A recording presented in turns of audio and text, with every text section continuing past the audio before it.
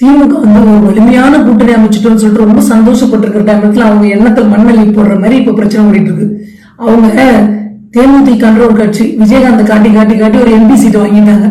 அந்த MP seat வாங்கினதோட Tamil இல்லாம இவங்க திருப்பதிக்கு போய் சாமி கும்பிடுன்னு சொல்லிட்டு 1.5 கோடி டிஃபென்ஸ் காரை வச்சுக்கிட்டு அம்மாவும் போய் போஸ்ட் கொடுத்து சோசியல் மீடியால போட்டாங்கன்னா பிசிக கட்சிக்கும் தமிழக வாழ் உரிமை கட்சிக்கும் எவ்வளவு வைத்திருச்சல் இருக்கும்.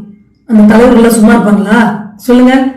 இப்ப அவங்க கூட்டணி வந்ததுனாலதான் இப்ப சீட்ல பிரச்சனை, தொகுதியில பிரச்சனை நடக்குது. தொகுதி பங்கீட்டுல இவரு நம்ம தொல் திருமாவளவன் அண்ணன் இதுக்கு முன்னாடி அவர் பேசியிருந்தார் ஒரு கூட்டத்துல, திமுக ஆட்சிக்கு வந்தா கூட்டணியில பங்கு உண்டா இல்லையா, 234 தொகுதியில நாங்க வேலை செய்யணும், ஆனா ஆட்சி அமர்ந்து திமுகவான்னு கேட்டாரு.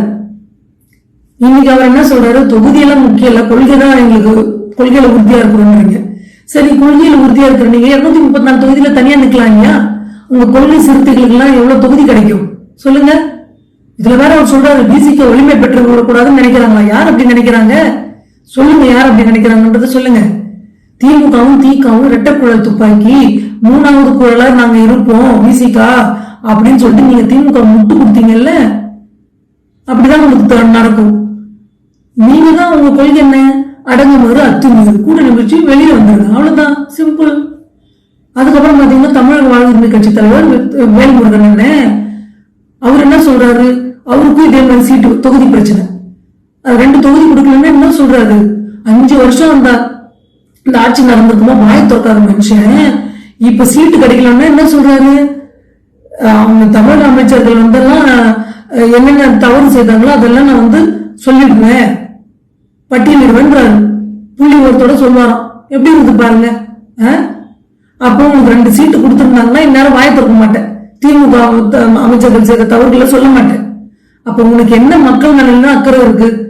உங்க சுயநலத்துக்கு தானே கூட்டணி வைக்கிறீங்க, இதை மக்கள் புரிந்து கொள்ள வேண்டும்.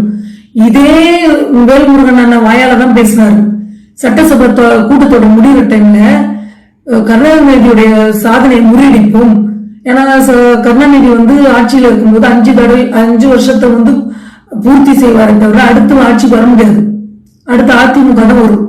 அதனால அதை தொடர்ச்சியாக 2வது முறையாக ஸ்டாலின் அவர்கள் முதலமைச்சராக உட்கார வச்சு வரலாற்று சாதனை உருவாக்கணும்னு சொன்னீங்களா இல்லையா? அதற்கு உறுதுணையாக துளி கூட தலகணம் இல்லாத நமக்கு துணை முதலமைச்சர் உதயநிதியை கொடுத்திருக்காரு ஸ்டாலின் அவர்கள், பெருமையா பேசினாரு. இதுல வேற ஒருபடி போய் மாணவர் செல்வங்கள்லாம் உதயண்ணான்னு சொல்லும் போது இவரு ஏன் நம்ம உதயநிதியை உதயண்ணான்னு சொல்லக்கூடாதுன்னு முட்டு கொடுத்தவர். இன்னைக்கு தொகுதி இல்லைன்னு சொல்லி எவ்வளவு பேசுறாரு. ஒரு 10 அம்ச கோரிக்கை வச்சாரா, தமிழருக்கு முன்னுரிமை கொடுக்க சொன்னாங்களா, ஜாதி வாரி கணக்கெடுக்க, இப்படி லிஸ்ட் போடுறாரு. இதெல்லாம் இல்லாதனால கூட்டணி விட்டு வெளியே வர்றாராம். எப்படி இருக்கு பாருங்க, மக்கள் சிந்திக்க வேண்டும் எவ்வளவு சுயநலமா இருக்கிறாங்கன்றது. 5 வருஷமா திமுகவுக்கு முட்டு கொடுத்தவங்க இந்த விசிக கட்சியும் தமிழக வாழ் உரிமை கட்சியும். இன்னைக்கு அவங்க புலம்பு தொடங்கிட்டாங்க. ஆனா விசிக கட்சி தொல் திருமாவளவன் கூட்டணியில வெளில வர மாதிரி இல்ல. 234 தொகுதியில அவங்க வேலை செய்வாங்க, செய்துட்டு திரும்பவும் ஸ்டாலின் அவர்களை உட்கார வைக்கிறதுக்கு பாடுபடுவாங்க. ஆனா அவருடைய எண்ணம் நிறைவேறாதுன்னு வச்சுங்க. நான் என்ன சொல்றேன்னா, மக்கள் நலனின் அக்கறை இருக்கிறது பிஜேபி மட்டும்தான். சாமானிய மனிதன் கூட இன்னைக்கு ஒரு எம்பியாவும் எம்எல்ஏவும் வரலாம்.